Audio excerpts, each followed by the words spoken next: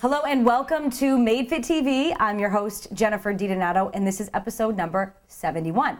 Made Fit TV is everyone's source for health and fitness, information, and entertainment. And it's where fit bodies don't just happen, they're made. This just doesn't happen overnight. You can do it. You just got to follow the correct steps and follow through with them. So today, episode 71, we're in the studio because we're going to be doing a photo shoot later. Ooh. Nothing kinky though, don't worry. So today I wanted to address basically the most popular email that I ever receive ever in the history of emails, and it is, Jenny, how can I lose the flabby stomach, thighs, and butt? Okay, so today's episode is 5 ways to firm your stomach and thighs. Simply put, this is what we're doing. So these tips I'm going to tell you are tips that are basically, if you follow them correctly and you follow through with them and give it time, you're guaranteed to see those results in those areas. But I just want to break it down for you a little bit more so you know exactly why maybe that's happening and what you can do to change it. Okay, number one reason or number one way to try to get rid of that flab is just get rid of the junk food, you guys. I know you know what junk food is. It's cookies, it's anything that tastes ungodly good. You know, it's cookies, candy, ice cream, baked goods, Alfredo, going to the drive-thru. You know what bad foods are. Let's stop kidding ourselves. So what you want to do is try to eliminate it from your diet. And you have to eliminate it for at least a few days in order for you to start really feeling better and not feeling so dependent on this junk food. Start eating lean proteins. Start cooking your own meals. Eat more vegetables. Even if, they say, oh, well, I can't eat 5 servings a day. Well, guess what? Sometimes neither can I. So just at least have 1 serving a day. Have your fruits. Eat whole grains. Eat carbs. Carbs are good, but eat good carbs like oats and whole grain carbs. Eat frequently throughout the day. Just get rid of that junk food. Period. I guarantee it. It's going to do you wonders. Okay, number 2, log your food. It's not obsessive. It's called being responsible. You have 5 minutes in a day, not even, to just take a scrap sheet of paper and just leave it on your desk. And every time you eat something, log it. Log it. Log it. Every bite you take. You'll be surprised at what you may be overeating if you think, oh, well, I just had breakfast, lunch, and dinner. But you're forgetting maybe the handful of candy that you grabbed at your coworker's desk, or you're forgetting about, nitpicking at certain foods that you went to an event, stuff like that. So start logging your food because you want to be able to look at it and see what you're eating. Now, you probably wonder, well, then how much should I be eating? Females, this is a good thing to remember.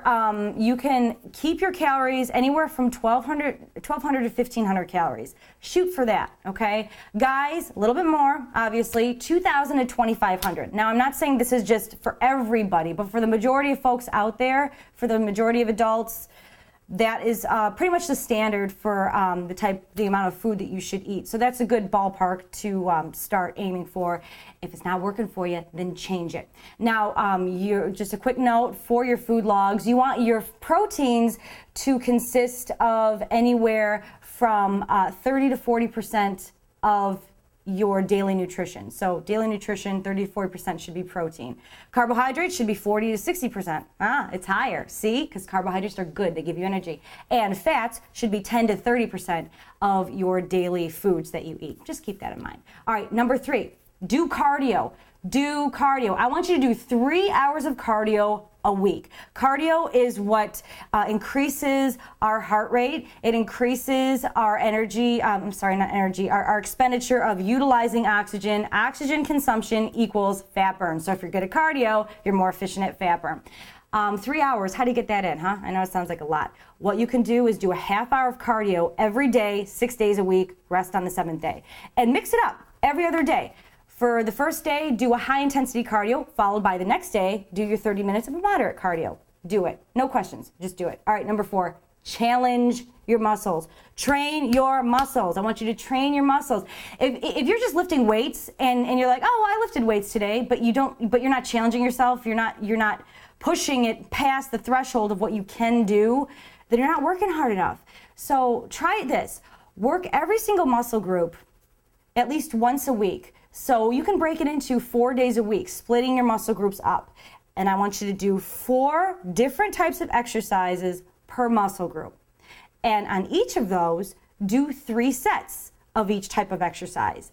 And in those sets, do 12 to 15 repetitions in each of those sets. Okay, and now the way you know it, if you're not lifting heavy enough, let's say you're doing 12 repetitions, but you could do 20 more or 10 more or whatever, then obviously you're not lifting heavy enough. So my rule of thumb, which is easy to follow, is if you want to know that you're lifting heavy enough, when you get to the point where you can't do any more, do 2 more. See how that feels. Just push yourself. Then you know for sure you're pushing yourself. All right, and number 5 way to bust out the fat from your thighs and your stomach is to just log your workouts. Hold yourself accountable. You're logging your food. That's awesome because nutrition is 75% of the problem. But log your workouts. Hold yourself accountable because then if you start seeing that you only got in 1 workout that week, there is your answer. There is your answer. And guys, everyone has a certain amount of time. I know everyone's busy. 30 minutes a day. 30 minutes a day at least. 30 minutes a day. Let's say around the holidays. Let's say you're baking cookies with your kids, you know, and then 30 minutes later, you decide to enjoy those cookies with your kids. Well, instead, maybe let your kids enjoy the cookies and go in the other room and just get in a quick 30-minute workout. You can fit it in. You can fit it in. Even when you watch TV, exactly. It's a perfect example. You can find the time. You just have to delegate yourself to do it. You can do it. I know you can. And now here's a bonus one. I just want to remind everyone of one other thing that you can eliminate from your day to help beat the fat that is accumulating in your abdomen and your thighs is stress. Ugh.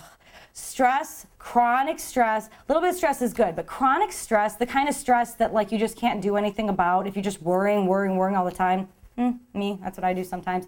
But if you're constantly doing that and you're not leading a healthy lifestyle, your body releases this chemical because it gets into a fight or flight mode. If you're stressing so much, your body says, oh my God, we got to do something. So it releases this hormone called cortisol.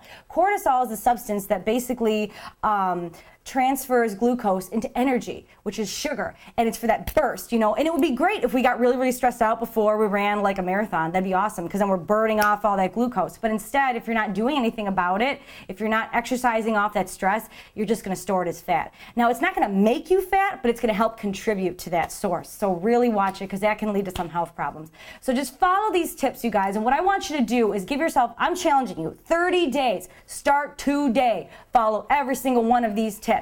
And what I want you to do is measure yourself, track your results, all right? I have a measuring tape right here. You can get it from a fabric store. You could get it from anywhere pretty much. I'm going to show you what you have to do. Measure your abdomen. I want you to bring it around yourself, measure it in inches. I want you to find your belly button, bring the measuring tape to your belly button, and measure.